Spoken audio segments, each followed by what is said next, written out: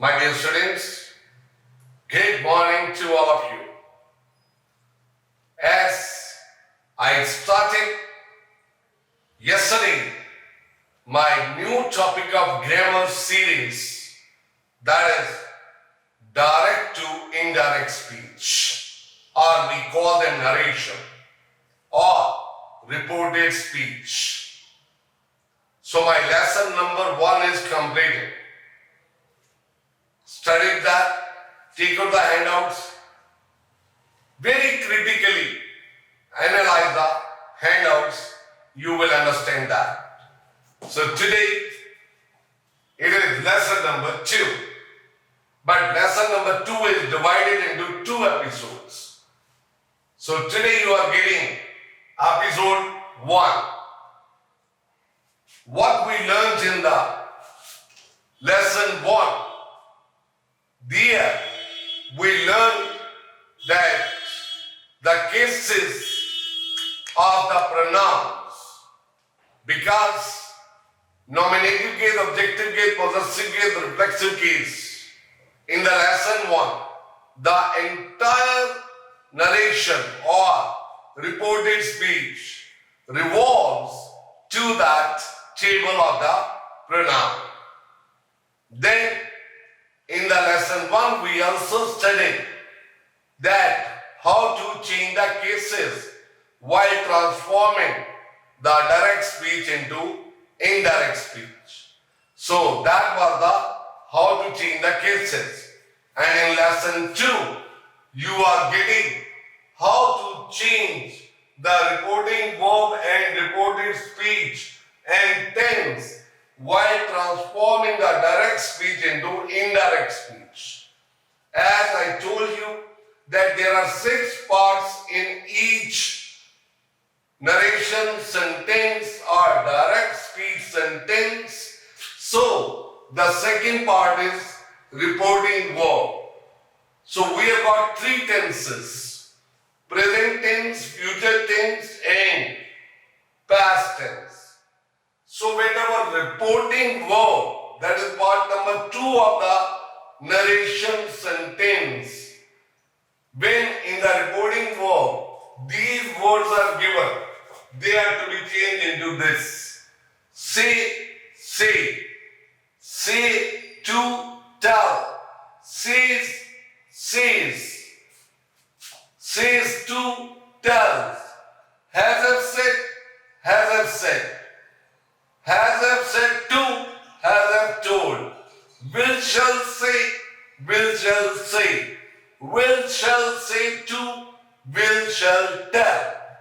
So while transforming it, you will change the reporting verb in this fashion when it is given in the present tense or future tense. Always keep it in mind that right now we have been learning about the present tense and future tense for transforming the direct speech into indirect speech. Then you have to apply the rule number 2. The tense of the reported speech will be remain same. So while you are transforming the direct speech into indirect speech and our reporting verb is in the present tense or future tense, the tense of the reported speech will be remain same while transforming into indirect speech. But be cautious.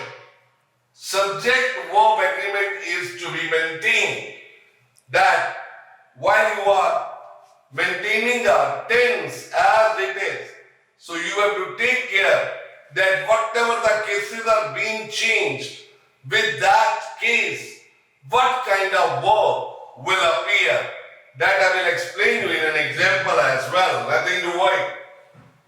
Then cases will be changed as per rules.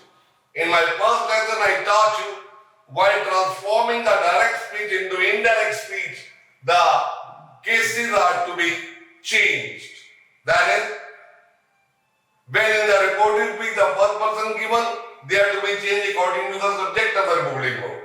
The second persons are to be changed according to the object of the reporting verb. And third person remain same. Then adverb of time will be retained as it is. So while our reporting verb is given in the present tense or future tense, the adverbs of time will also be retained same. For example, today, remain today.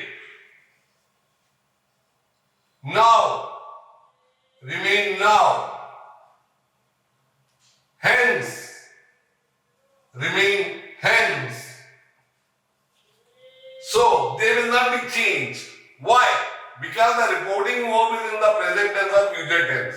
So, do not change today into that day. That we shall learn in the past tense. So, right now we are doing present tense and future tense reported speech. Right? I'm sure I'm clear to you and it will be clear to you. Now, I make here an example.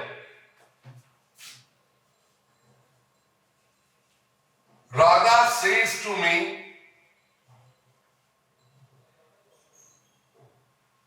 I shall do my homework tomorrow. Now, I is the nominative case, my is the nominative possessive case, tomorrow is the adverb of time, reporting verb present says to. So this we shall change. Radha tells me that. I is to be changed according to the subject, first person. She will, because with the first person I will, we use shall. With the second and third person we use will. So here Radha has become she, third person, so we are using will. That she will do, might change into Radha, possessive case, her homework tomorrow. So tomorrow will be remain tomorrow because reporting verb is in the present tense or future tense. So it is in the present tense, so tomorrow will not be changed the next day. That process is in the past tense, my day. Therefore, adverb of time is to be remained same. So this is what one example. When the reporting verb is given in the present tense or future tense, the tense of the reported speech will be remained same while transforming, and adverbs of time are also to be retained in the same manner as it is given in the original sentence. I believe correct? Fine. One more example for subject verb agreement. That again I tell you. And rest of the sentences you will find my handout in the lesson 3. When you will receive lesson 3 video, you will find many examples of lesson 2 as well as the forthcoming lesson 3. So that shall get more and more clarity. Like I write here, Ravi will say to me, I play cricket.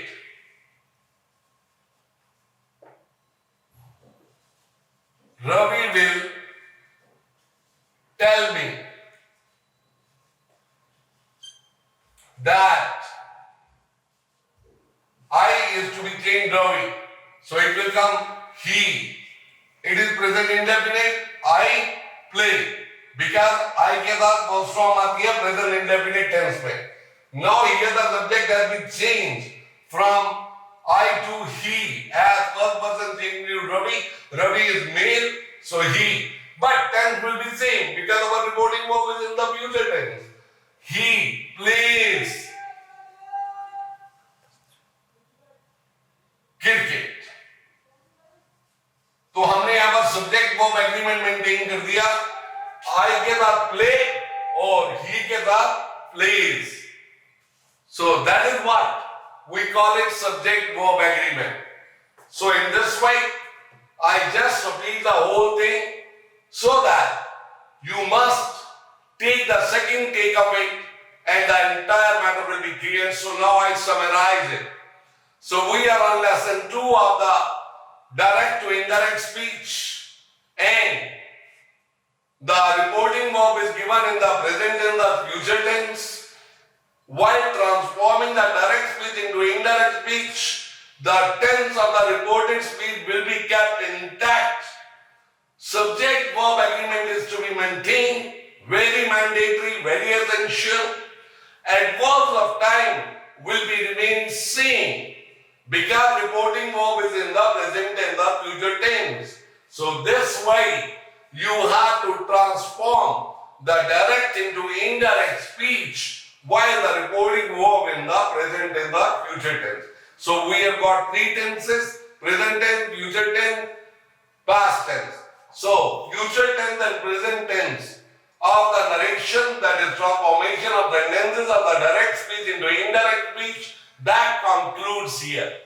And in the lesson 3, you will get the transformation of sentences from direct speech to indirect speech of the past tense. That has many rules. So wait for my lesson 3rd, episode 2, because this is lesson 2, episode 1, present and future, and lesson 3 will be of the future tense. So I have converted it into episode 2. So in this way, lesson 2 and lesson 3 are interrelated, and they have been divided into episode 1 and episode 2. I believe my talk would have been clear to you. That's it. Please keep on watching my all the grammar series videos to improve your best part of English. And I'm HK Batra. Please subscribe my channel and press the icon bell so that my all the videos could reach to you very promptly. So subscribe it and enjoy to learn the grammar and the best part of English. God bless you. Thank you very much.